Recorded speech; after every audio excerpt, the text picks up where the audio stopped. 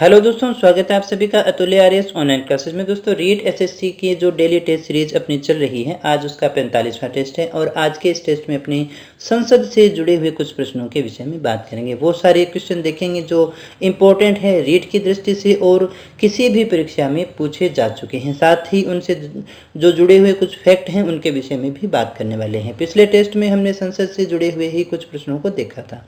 आज भी अपने संसद से जुड़े हुए अन्य प्रश्नों को देखेंगे। ये जो टॉपिक है वो आपका यूनिट नंबर 5 से है। आज अपने कुल 20 ऑब्जेक्टिव क्वेश्चन के विषय में बात करने वाले हैं। दोस्तों, ये हमारी यूनिट नंबर 5 है। इस 5वीं यूनिट के अंदर देखिएगा, संसद, राष्ट्रपति, ये सारा सिलेबस अपने लगभग कर चुके हैं यहाँ तक।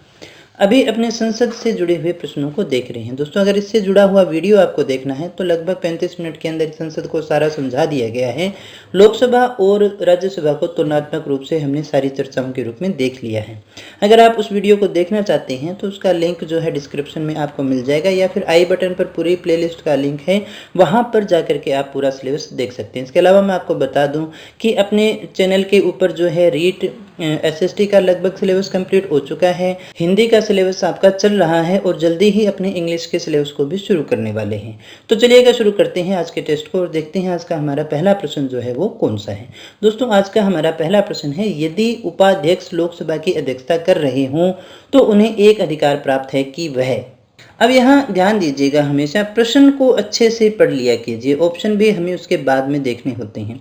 यदि उपाध्यक्ष लोकसभा की अध्यक्षता कर रहा है, यानी हमने क्या कहा, अध्यक्ष जो है वो इस समय पद पर नहीं है, अवकाश पर है, किसी भी प्रकार से नहीं है, और उपाध्यक्ष जो है वो लोकसभा की अध्यक्षता कर रहा हो तो उसे क्या अधिकार प्राप्त होता है। लोकसभा के विचार विमर्श में भाग ले सकते हैं, सदस्य के रूप में सदन के समक्ष किसी प्रस्ताव पर मतदान कर सकते हैं, मत बराबरी की अवस्था में मतदान कर सकते हैं, या अध्यक्ष की अनुपस्थिति में संसद की संयुक्त बैठक की अध्यक्षता करने का अधिकार नहीं रखते हैं। दोस्तों, हमें बताना है इनमें से सही आंसर क्या होगा। प्रश्न को एक बार फिर से समझ लीजिएगा। अध्यक्ष के स्थान पर कौन बैठा है? उपाध्यक्ष बैठा है और लोकसभा की अध्यक्षता कर रहा है। इस समय इनमें से कौन सा अधिकार उसे प्राप्त होगा? दोस्तों, आई होप आपने पढ़ लिए होंगे सारे ऑप्शन अच्छे से। तो देखिएगा, इसका सही जो आंसर है, सही आंसर है नंबर 3, यानी मत बराबरी की अवस्था में वो मतदान कर सकता है। दोस्तों, हमने क्या कहा, मत बराबरी की अवस्था में वो मतदान कर सकता है। अब इस बात को समझ लीजिएगा। दोस्तों, हमने क्या कहा, लोकसभा अध्यक्ष का पद रिक्त है तो सदन की बैठक में अध्यक्ष की अनुपस्थिति में उपाध्यक्ष जो है वो अध्यक्ष के तौर पे काम कर रहा है। अब यहाँ इस बात को आप समझ लें एक शब्द में ही कि वो अध्यक्ष है इस समय।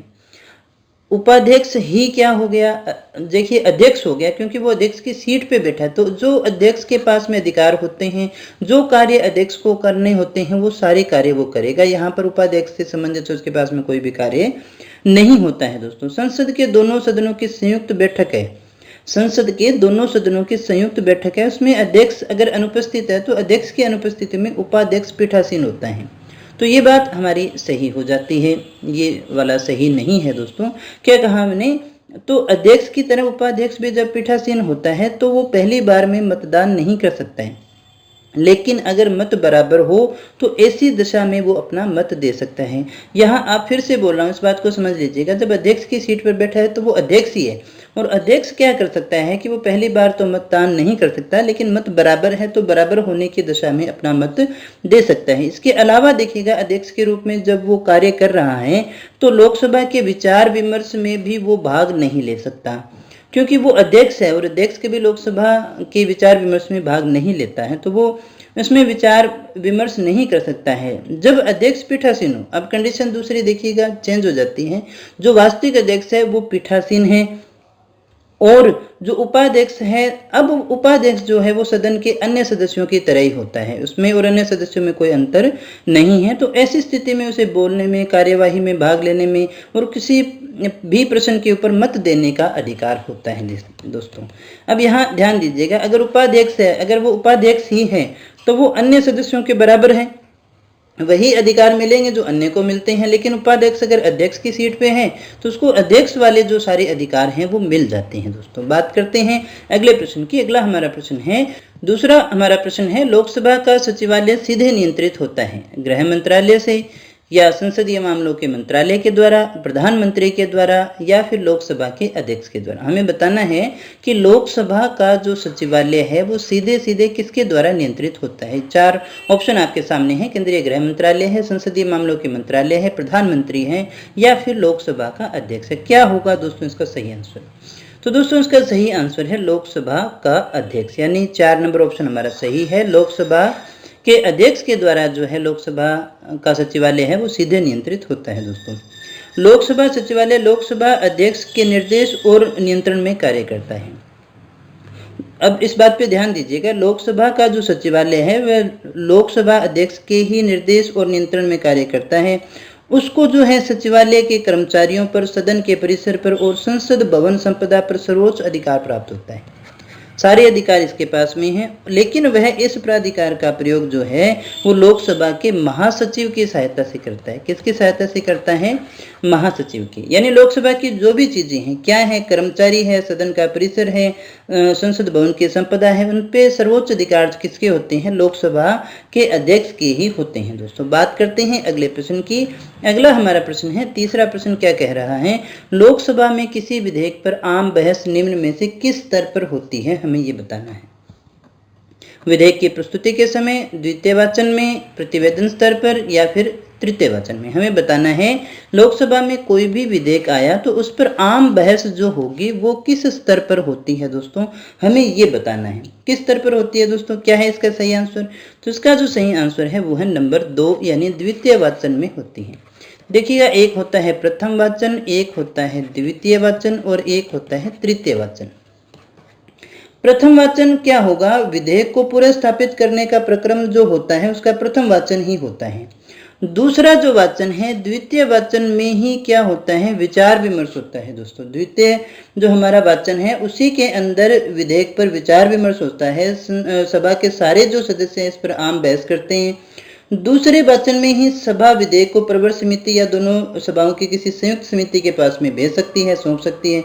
द्वितीय वाचन जो है उसी में विधेयक पर खंडशः विचार होता है, यानी उसके प्रत्येक खंड पर विचार होता है दोस्तों।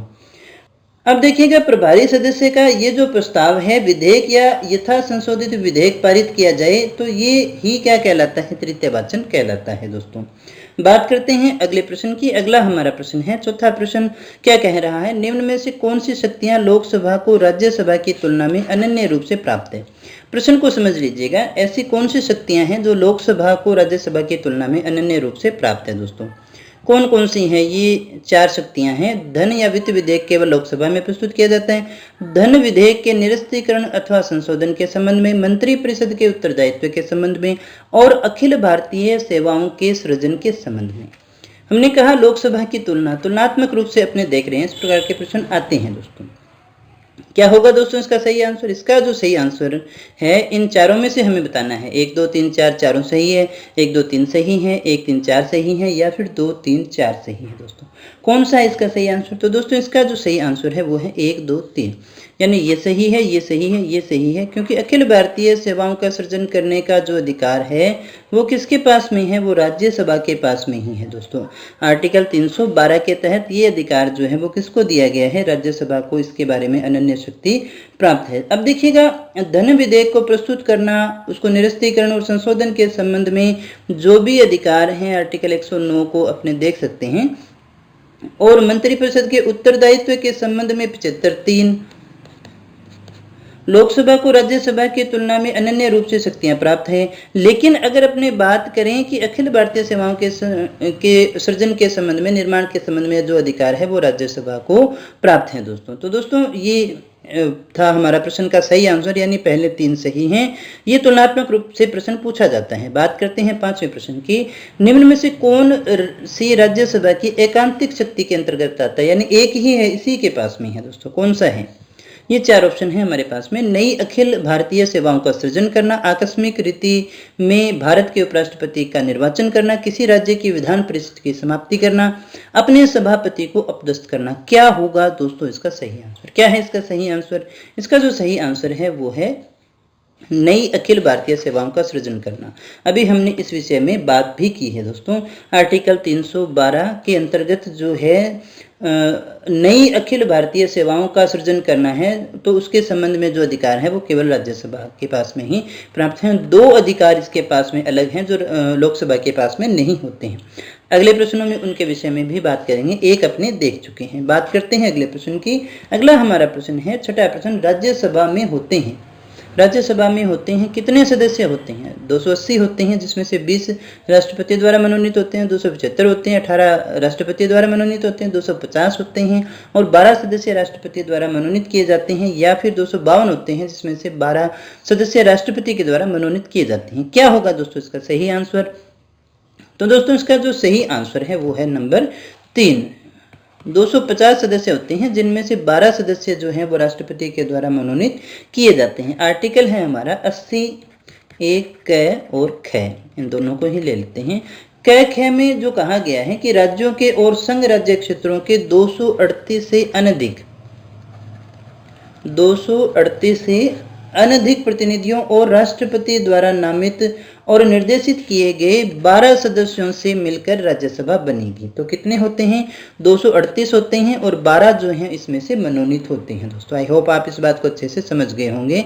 अगले प्रश्न की बात करते हैं। 7वां हमारा प्रश्न है, राज्यसभा में राज्यों को प्रतिनिधित्व किस आधार पर दिया जाता है? हमें ये बताना है। ऑप्शन हमारे पास में प्रत्येक राज्य के लिए बराबर है, उनकी जनसंख्या के अनुपात में है, उनके क्षेत्रफल के अनुपात में है, या फिर उनके राजस्व के अनुपात में है। यानी या तो सारे राज्यों के लिए बराबर सीटें हैं, या जिसकी जनसंख्या ज़्यादा है उसके ज़्यादा सीटें हैं, या जिसका क्षेत्रफल बड़ा है उसको ज़्यादा सीटें मिल गई, या जो कमाई ज़्यादा करके देता है यानी जिससे टैक्स और रेवेन्यू ज़्यादा मिलता है उसको ज़्यादा सीटें दी गई हैं। कौन सा है दोस्तों इसका सही आंसर? इसका जो सही आंसर है वो है दोस्तों उनकी जनसंख्या के अनुपात में। ये जो अधिकार दिया गया है, ये जो प्रतिनिधित्व दिया गया है वो जनसंख्या के अनुपात में दिया गया है दोस्तों। और इसका जो निर्धारण है किसी भी राज्य से राज्यसभा में कितनी सीटें होंगी, इसका निर्धारण संविधान की 4थी अनुसूची में किया गया है। कौन सी अनुसूची में है? 4थी अनुसूची में है दोस्तों, इस बात को याद रखिएगा। 8वां जो हमारा प्रश्न है, राज्यसभा के सदस्य चुने जाते हैं राज्यों की विधानसभाओं के द्वारा, राज्यों की विधान परिषदों के द्वारा, राज्यों की विधानसभा और विधान परिषदों के द्वारा, नगर पालिका के सदस्यों और ग्राम पंचायत के सदस्यों के द्वारा। हमें बताना है राज्यसभा के सदस्य कैसे चुने जाते हैं। दोस्तों आई होप ये क्वेश्चन भी आप सभी का सही होगा। क्या होगा दोस्तों इसका सही आंसर? कैसे चुने जाते हैं, कहाँ से आते हैं राज्यसभा के सदस्य? तो दोस्तों इस प्रश्न का जो सही आंसर है वो है राज्यों की विधानसभाओं के द्वारा ये सदस्य चुने जाते हैं। अब यहाँ ध्यान देने वाली बात ये है कि राज्य के विधानमंडल के अंदर विधानसभा भी आती है और राज्यों के विधानमंडल के अंदर विधान परिषद भी आती है दोस्तों। अब इनमें से किसको लेंगे? सिर्फ विधानसभा के सदस्य के द्वारा ही ये चुनाव होता है, विधान परिषदों को शामिल नहीं किया जाता, इसलिए क्योंकि विधान परिषद सारे राज्यों में नहीं है दोस्तों। अगर सारे राज्यों में होती तो कंडीशन अलग होती, तो किसी राज्य को ज़्यादा प्रतिनिधित्व मिल जाएगा, इसलिए परिषद को शामिल नहीं किया जाता, केवल विधानसभा को शामिल किया जाता है दोस्तों। बात करते हैं अगले प्रश्न की, राज्यसभा के सदस्य का कार्यकाल कितने वर्ष का होता है? साधारण सा प्रश्न है, 3 वर्ष है, 5 वर्ष है, 6 वर्ष है या फिर 2 वर्ष है दोस्तों। कितना होगा इसका कार्यकाल? राज्यसभा का जो सदस्य है उसका कार्यकाल कितने वर्ष का होता है? तो दोस्तों इसका जो सही आंसर है वो है 6 वर्ष। आर्टिकल 83(1) क्या कहता है? राज्यसभा का विघटन नहीं होगा, अर्थात ये एक स्थायी सदन है। 83(1) क्या कहता है कि राज्यसभा का विघटन नहीं होगा, अर्थात ये एक स्थायी सदन है और राज्यसभा के सदस्यों का कार्यकाल कितना होगा? 6 वर्षों का। और इसके 1/3 जो सदस्य हैं वो हर 2 वर्ष के बाद में रिटायर हो जाते हैं दोस्तों। क्या कहा? हटाया नहीं गया है, हमने क्या कहा? सेवानिवृत्त होंगे दोस्तों। तो यहाँ क्या कहा गया? सेवानिवृत्त हो जाएंगे, यानी जैसे ये आंकड़ा चल रहा है, जितने सदस्य हैं 6 साल के पूरे होने के बाद में उनके स्थान पे दूसरे आ जाएंगे। इस प्रकार से ये जो प्रक्रम है वो इनका चलता रहता है दोस्तों। बात करते हैं अगले प्रश्न की। 10वां हमारा प्रश्न है, राज्यसभा के संदर्भ में कौन सा कथन सही है? हमें बताना है। इसके 1/3 सदस्य प्रति 2 वर्ष में अवकाश प्राप्त करते हैं, इसके आधे सदस्य प्रति 2 वर्ष में अवकाश प्राप्त करते हैं, इसके आधे सदस्य प्रति 3 वर्ष में अवकाश प्राप्त करते हैं, इसके 1/3 सदस्य प्रति 3 वर्ष में अवकाश प्राप्त करते हैं। क्या होगा दोस्तों इसका सही आंसर? हमें बताना है। क्या होगा दोस्तों, अभी हमने इस क्वेश्चन को देखा भी है, थोड़ा सा रिकॉल करेंगे तो आराम से सही हो जाएगा। कौन सा है इसका सही आंसर? इसका सही आंसर है नंबर 1, यानी इसके 1/3 सदस्य हर 2 वर्ष में अवकाश प्राप्त करते हैं, रिटायर हो जाते हैं। दोस्तों बात करते हैं अगले प्रश्न की। 11वां हमारा प्रश्न है, भारतीय संविधान के अनुच्छेद 87 के अंतर्गत भारत का राष्ट्रपति अभिभाषण देता है संसद के दोनों सदनों की संयुक्त बैठक में, संसद के दोनों सदनों के संयुक्त अधिवेशन में, संसद के दोनों सदनों के संयुक्त सत्र में, एक साथ समवेत संसद के दोनों सदनों में। कब देता है दोस्तों? क्या है इसका सही आंसर? आई होप सबने आंसर पढ़ लिया होगा, ऑप्शन अच्छे से देख लिए होंगे। इसका जो सही आंसर है वो है नंबर 4, एक साथ संवेद संसद के दोनों सदनों में देता है। दोस्तों यहाँ भाषा थोड़ी सी टिपिकल होती है, इसलिए इस पर ध्यान दीजिएगा। हमेशा टेक्निकल भाषा है, क्योंकि पॉलिटी इसी प्रकार का सब्जेक्ट है, यहाँ आपको दिक्कत होगी जब इस प्रकार की भाषा आ जाए। बात करते हैं 12वें प्रश्न की। हमारे संविधान के अनुसार राज्यसभा का कार्यकाल कितना होता है? 2 वर्ष में एक बार समाप्त हो जाता है, प्रत्येक 5 वर्ष में समाप्त हो जाता है, 6 वर्ष में समाप्त हो जाता है, या फिर समाप्त होने का विषय नहीं है। राज्यसभा का कार्यकाल कितना है? हमने कहा सदस्य जो हैं वो 6 साल में बदल जाते हैं, तो फिर कार्यकाल कितना है? राज्यसभा का कार्यकाल कितना है? तो दोस्तों इसका सही आंसर क्या होगा? इसका सही आंसर जो है वो है नंबर 4। ये कभी भंग नहीं होती है, समाप्त नहीं होती, इसलिए इसके समाप्त होने का विषय नहीं है। दोस्तों ये एक स्थायी सदन है, इसको भंग करने का अधिकार किसी के पास में भी नहीं है। दोस्तों राज्यसभा का विघटन नहीं होता है, इस बात को आप अच्छे से याद रखिएगा। इसके सदस्यों का कार्यकाल 6 वर्ष होता है। दोस्तों बात करते हैं अगले प्रश्न की। अगला हमारा प्रश्न है, राष्ट्रपति द्वारा राज्यसभा में कितने सदस्य मनोनीत किए जाते हैं? हमें बताना है। 10 है, 12 है, 15 है, 20 है। कितने सदस्य राज्यसभा में राष्ट्रपति मनोनीत कर सकता है? क्या होगा दोस्तों इसका सही आंसर? इसका जो सही आंसर है वो है 12। 12 सदस्यों को राष्ट्रपति मनोनीत कर सकता है। आर्टिकल 80 क्या कहता है? राष्ट्रपति द्वारा राज्यसभा में 12 सदस्य मनोनीत किए जाते हैं। वो कौन कौन से क्षेत्र से होते हैं? अगला प्रश्न आपसे ये पूछा जा सकता है। साहित्य से हैं, विज्ञान से हैं, कला से हैं, या फिर समाज सेवा से हैं। ये 4 क्षेत्र हैं, यहाँ से किसी भी क्षेत्र से लिए जा सकती हैं। दोस्तों ये जो 12 सदस्य हैं राष्ट्रपति के द्वारा मनोनीत किए जाते हैं। दोस्तों बात करते हैं अगले प्रश्न की। अगला हमारा जो प्रश्न है 14 नंबर, निम्न में से कौन सा कथन राज्य सूची के विषय में विधि बनाने की संसद की शक्ति के बारे में सही नहीं है? हमें ये बताना है। यहाँ देखिएगा प्रश्न जो है, राज्यसभा को घोषित करना होगा कि ऐसा करना राष्ट्रीय हित में है। राज्यसभा को उपस्थित और मत देने वाले सदस्यों में से कम 2/3 सदस्यों द्वारा समर्थित संकल्प पारित करना होगा। ऐसी विधि संपूर्ण भारत या उसके किसी भाग के लिए बनाई जा सकती है। चौथा है, राज्य सूची में सम्मिलित विषय के संबंध में राष्ट्रीय हित में विधि केवल राज्यसभा बना सकती है। कौन सा सही नहीं है दोस्तों? कौन सा सही नहीं है? कौन सा सही नहीं है दोस्तों? अच्छे से पढ़िएगा, बहुत ही शानदार प्रश्न है। राज्यसभा को घोषित करना होगा कि ऐसा करना राष्ट्रीय हित में है। राज्यसभा को उपस्थित और मत देने वाले सदस्यों में से कम 2/3 सदस्यों द्वारा समर्थित संकल्प पारित करना होगा। ऐसी विधि संपूर्ण भारत या उसके किसी भाग के लिए बनाई जा सकती है। राज्य सूची में सम्मिलित विषय के संबंध में राष्ट्रीय हित में विधि केवल राज्यसभा बना सकती है। कौन सा सही नहीं है? तो दोस्तों इसका सही आंसर है नंबर 4, यानी ये कथन सही नहीं है। अब इसको देख लीजिएगा थोड़ा ध्यान से। आर्टिकल 249 से संबंधित है ये। 249 हमने ये कहा था राज्यसभा के पास में 2 शक्तियां ज्यादा हैं, 2 अलग शक्तियां हैं जो लोकसभा के पास में नहीं है। एक हमने 312 की बात की थी, जिसमें वो देखिएगा अखिल भारतीय सेवा के सृजन से संबंधित थी। एक आती है 249। ये क्या कहता है? 249 के तहत यदि राज्यसभा अपने उपस्थित और मत देने वाले सदस्यों में से कम 2/3 बहुमत से ऐसा संकल्प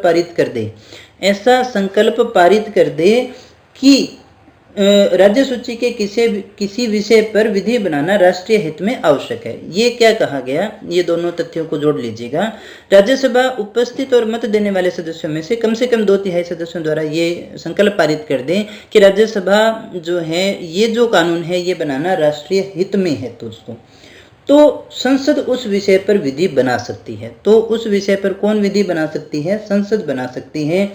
और राज्य सूची में ये जो विधि होगी ये संपूर्ण भारत या उसके किसी भाग के लिए भी बनाई जा सकती है। यह संपूर्ण भारत के लिए हो सकता है, किसी भाग के लिए भी बनाई जा सकती है दोस्तों। तो हमने कहा पारित करने के बाद में संसद जो है उसके ऊपर कोई विधि बना सकती है। तो तो प्रस्ताव पारित होने के उपरांत जो संसद बनाती है विधि, न कि केवल राज्यसभा, इसलिए कथन हमारा कौन सा सही नहीं है, ये वाला सही नहीं है, संसद कानून बनाती है दोस्तों। बात करते हैं अगले प्रश्न के विषय में। 15वां हमारा प्रश्न है, निम्न कथनों पर हमें विचार करना है दोस्तों। राज्यसभा में धन विधेयक को या तो अस्वीकार करने या संशोधित करने की कोई शक्ति निहित नहीं है। राज्यसभा अनुदानों की मांगों पर मतदान नहीं कर सकती। राज्यसभा में वार्षिक वित्तीय विवरण पर चर्चा नहीं हो सकती है। उनमें से कौन सा कथन सही है दोस्तों? हमें इनमें से सही कथन बताना है। कौन सा सही है? केवल एक सही है, 1 2 सही है, 2 3 सही है, या 1 2 3 दोनों ही सही है? तीनों ही सही है दोस्तों। कौन सा है सही आंसर? वापस पढ़ लीजिएगा। राज्यसभा में धन विधेयक को या तो अस्वीकार करने या संशोधित करने की कोई शक्ति निहित नहीं है। राज्यसभा अनुदानों की मांगों पर मतदान नहीं कर सकती। राज्यसभा में वार्षिक वित्तीय विवरण पर चर्चा नहीं हो सकती है दोस्तों। कौन सा सही है दोस्तों? दोस्तों इसका जो सही आंसर है वो है 1 और 2, यानी ये 2 कथन है ये हमारे सही हैं, ये हमारा सही नहीं है दोस्तों। आर्टिकल 109 की बात करें तो धन विधेयक जो है वो केवल लोकसभा में प्रस्तुत किया जा सकता है। अब देखिएगा क्या होगा, लोकसभा ने धन विधेयक पारित कर दिया। पारित किए जाने के पश्चात राज्यसभा में उसकी सिफारिशों के लिए उसे प्रेषित किया जाता है। अब धन विधेयक कहाँ आ गया? राज्यसभा में आ गया। अब राज्यसभा इसे क्या कर सकती है? राज्यसभा 14 दिन के भीतर भीतर अपनी जो भी सिफारिशें हैं उनके सहित लोकसभा को उसे लौटाना होगा। यानी कितने दिन तक रह सकता है उसके पास में? 14 दिन तक उसके पास में है, वो कोई भी अपनी सिफारिश जो है उसके साथ में लौटा सकती है। लेकिन अब प्रश्न ये उठता है कि लोकसभा जो है राज्यसभा की सिफारिशों को मानने के लिए बाध्य है? तो ऐसा बिल्कुल नहीं है, वो उसकी सिफारिश को मान भी सकती है और नहीं भी मान सकती है दोस्तों। अब एक और प्रश्न यहाँ से आपसे पूछा जाए कि अगर 14 दिन के अंदर उसको लौटाना है, अगर वो नहीं लौटाती तो क्या होगा? राज्यसभा के अंदर आया लेकिन राज्यसभा ने उसको 14 दिन में नहीं लौटाया है, तो फिर क्या होगा? तो उसे उसी रूप में, जिस रूप में भेजा गया है, दोनों सदनों द्वारा पारित मान लिया जाएगा। तो इस प्रकार हम ये देख सकते हैं कि जो राज्यसभा है उसको धन विधेयक के अंदर संशोधन या फिर अस्वीकार करने की कोई शक्ति प्राप्त नहीं है। ये हमारी बात हमारी बिल्कुल सही हो जाती है दोस्तों। अब बात करें आर्टिकल 113(2) की। 113(2) ये क्या कहता है दोस्तों? इसके अनुसार क्या है, अनुदान मांगे जो हैं वो केवल लोकसभा में रखी जाती हैं। अनुदान मांगे कहाँ रखी जाएगी? लोकसभा में रखी जाएगी और उसे ही उस पर मतदान करने का अधिकार होता है। यानी अनुदान मांगे कहाँ रखी जाएगी? लोकसभा में, और वहीं उसके ऊपर जो है मतदान किया जा सकता है। तो इस प्रकार से ये कथन हमारा क्या हो गया? सही हो गया। अब बात करें आर्टिकल 112 की। 112 क्या कहता है कि वार्षिक वित्तीय वितरण जो है, वार्षिक वित्तीय विवरण जो है यानी कि बजट जो है वो राष्ट्रपति के द्वारा प्रत्येक वित्तीय वर्ष के संबंध में दोनों सदनों के समक्ष भारत सरकार की जो भी प्राप्तियां हैं और व्यय है उसका प्रस्तुत विवरण जो होता है, जिसे हम बजट कहते हैं, उसको प्रस्तुत किया जाता है, जिस पर दोनों सदनों में साधारण चर्चा होती है दोस्तों। दोनों सदनों में चर्चा होती है, इसलिए ये कथन हमारा सही नहीं है दोस्तों। आई होप कि आप इन बातों को अच्छे से समझ गए होंगे। थोड़ी सी टेक्निकल था, अगर आपको समझ में आ गई हो तो अच्छी बात है, नहीं आए तो फिर से इसको सुन लीजिएगा, समझ में आ जाएगा। अगले प्रश्न की बात करते हैं 16वें प्रश्न की। यदि सरकार राज्यसभा में पराजित हो जाए तो क्या होगा? हमने कहा सरकार जो है वो राज्यसभा में पराजित होगी तो फिर क्या होगा? क्या होगा? प्रधानमंत्री त्यागपत्र दे देता है, संसद भंग हो सकती है, राष्ट्रपति शासन लागू हो जाएगा, उपयुक्त में से कुछ भी नहीं होगा। क्या होगा दोस्तों? दोस्तों इसका सही आंसर क्या है? अच्छा प्रश्न है ये भी। इसका सही आंसर होगा नंबर 4, इनमें से कुछ भी नहीं होगा। 75(3) को याद कीजिएगा। ये क्या कहता है? सरकार लोकसभा के प्रति सामूहिक रूप से उत्तरदायी होती है। सरकार किसके प्रति उत्तरदायी है? लोकसभा के प्रति उत्तरदायी है, राज्यसभा के प्रति उत्तरदायी नहीं है, तो इसलिए इसमें कुछ भी हो, कोई फर्क नहीं पड़ता है दोस्तों। बात करते हैं अगले प्रश्न की। 17वां हमारा प्रश्न है, निम्न कथनों में से कौन भारत के संविधान की 4थी अनुसूची को सही ढंग से वर्णित करता है? सही वर्णित करता है दोस्तों। इसमें संघ और राज्यों के बीच शक्तियों का विवरण सूचीबद्ध है, इसमें संविधान में सूचीबद्ध भाषाएं हैं, जनजातीय क्षेत्रों का प्रशासन है, या फिर इसमें राज्यसभा में स्थानों का आवंटन है। क्या होगा दोस्तों इसका सही आंसर? दोस्तों इसका जो सही आंसर है वो है नंबर 4।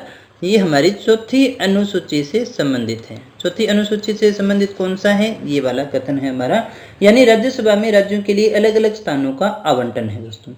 संघ और राज्यों के बीच में शक्तियों का जो विवरण है वो किसमें दिया गया है? वो 7वीं अनुसूची में है। चौथी में नहीं है। कौन सी में है? 7वीं अनुसूची में है। और भाषाएं तो आपको वैसे भी याद होंगी, कौन सी में है? 8वीं अनुसूची में है। और जनजातीय क्षेत्रों का जो प्रशासन है उससे संबंधित अनुसूची है 5वीं और 6ठी, ये 2 हैं दोस्तों। तो आई होप आप इस प्रश्न को भी समझ गए होंगे। बात करते हैं अगले प्रश्न की। 18वां हमारा प्रश्न क्या कह रहा है? राज्यसभा किसी धन विधेयक में सारभूत संशोधन करती है तो क्या होगा? क्या होगा दोस्तों? लोकसभा राज्यसभा की अनुशंसाओं को स्वीकार करे या अस्वीकार करे, इस पर विधेयक पर आगे कार्यवाही कर सकती है। लोकसभा विधेयक पर आगे कोई विचार नहीं कर सकती। लोकसभा विधेयक को पुनर्विचार के लिए राज्यसभा को लौटा सकती है। राष्ट्रपति विधेयक को पारित करने के लिए संसद की संयुक्त बैठक आहूत कर सकता है। क्या होगा दोस्तों इसका सही आंसर? आई होप ये आपका बिल्कुल सही होगा दोस्तों, क्योंकि अभी हमने इसके लिए पूरी विस्तार से चर्चा की है। तो ये ऑप्शन आपका सही होना चाहिए, इसका सही विकल्प आपके दिमाग में आ जाना चाहिए। तो क्या होगा दोस्तों इसका सही आंसर? इसका सही आंसर होगा नंबर 1। 109(2) जो कह रहा था, लोकसभा राज्यसभा की अनुशंसाओं को या तो स्वीकार करेगी या अस्वीकार करेगी। किन्हीं को अस्वीकार भी कर सकती है, स्वीकार भी कर सकती है, कोई प्रतिबंध उसके ऊपर नहीं आता है, क्योंकि धन विधेयक के विषय में लोकसभा को विशेष अधिकार जो है वो संसद के द्वारा दिए गए हैं दोस्तों। तो ये कथन हमारा बिल्कुल सही होता है दोस्तों। बात करते हैं अगले प्रश्न की। 19वां हमारा प्रश्न है, राज्यसभा का सर्वप्रथम गठन किस वर्ष हुआ था? 1950 में, 51 में, 52 में या फिर 53 में? कब हुआ था दोस्तों, हमें बताना है। क्या है दोस्तों इसका सही आंसर? इसका जो सही आंसर है वो है 1952। कब हुआ था? 1952 में हुआ था। राज्यसभा का जो है सर्वप्रथम जो गठन हुआ था वो 1952 में हुआ था दोस्तों। 3 अप्रैल 1952। और जो पहली बैठक है वो हुई 13 मई 1952 को। बात करते हैं अगले प्रश्न की, 20वें प्रश्न की, जो हमारा अंतिम प्रश्न भी है और अच्छा प्रश्न है दोस्तों। निम्न में से कौन राज्यसभा का सदस्य होते हुए भी, हमने कहा राज्यसभा का सदस्य है लेकिन लोकसभा की कार्यवाही में भाग ले सकता है दोस्तों। कितना अच्छा प्रश्न है, बताइएगा। ऐसा सदस्य जो राज्यसभा का है लेकिन वो लोकसभा की कार्यवाही में भाग ले सकता है। सारे तो भाग नहीं ले सकते हैं। कौन सा ऐसा जो ले सकता है? राज्यसभा का मनोनीत सदस्य है, जो क्षेत्र का विशेषज्ञ हो, राज्यसभा के उपसभापति हैं, मंत्री जो राज्यसभा का सदस्य हो, राज्यसभा में सदन का नेता हो। कौन होगा दोस्तों? आई होप ये भी क्वेश्चन आपका सही होगा, क्योंकि इन सभी के विषय में अपने विस्तार से बड़े अच्छे से सारी बातें कर चुके हैं दोस्तों। इसका जो सही आंसर है वो होगा मंत्री जो राज्यसभा का सदस्य हो। देखिएगा, लोकसभा में कौन बोलता है? मंत्री। मंत्री अब कहाँ से हो सकता है? वो लोकसभा से भी हो सकता है और वो राज्यसभा से भी हो सकता है। किसी का सदस्य हो सकता है, क्योंकि मंत्री होने के लिए सदन का सदस्य या संसद का सदस्य होना जरूरी है, सांसद होना अनिवार्य होता है, चाहे वो राज्यसभा से हो चाहे वो लोकसभा से हो। अब वो राज्यसभा से है लेकिन संसद का सदस्य हो गया और वो मंत्री उसको बना दिया गया है। तो मंत्री जब बना दिया गया तो वो कहाँ बोलेगा? वो लोकसभा की कार्यवाही में भाग ले सकता है। इसलिए हमारा सही आंसर कौन सा हो गया? मंत्री जो राज्यसभा का सदस्य हो दोस्तों। तो दोस्तों ये थे आज के हमारे प्रश्न। कल के टेस्ट में भी अपने भारतीय संसद के ही कुछ और प्रश्नों के विषय में बात करेंगे। आई होप कि ये वीडियो आपको पसंद आ रही होगी। अगर आपको अच्छी लगी हो तो इसे लाइक कर देना, दोस्तों से शेयर कर देना, ताकि उन तक भी ये बात पहुंच सके। और अगर आप हमारे साथ में नियमित रूप से जुड़ना चाहते हैं, क्योंकि टॉपिक वाइज रीड का पूरा सिलेबस आपको यहीं पर मिलने वाला है दोस्तों, तो चैनल को सब्सक्राइब कर लेना। और अगर अभी तक नहीं किया है तो भी कर लेना दोस्तों। अगर आप किसी PDF के बारे में जानना चाहते हैं या फिर जो रोजाना की सूचनाएं हैं उनके विषय में जानना चाहते हैं, तो आप हमारे टेलीग्राम को ज्वाइन कर सकते हैं डेली इन्फॉर्मेशन के लिए, या फिर आप हमारी ऑफिशियल वेबसाइट जो तुल्य RS है उसको भी लॉगिन कर सकते हैं। तो दोस्तों मिलते हैं कल के टेस्ट में कुछ और नए प्रश्नों के साथ, कुछ और नई जानकारी के साथ। तब तक बने रहिएगा हमारे साथ। Thank you very much.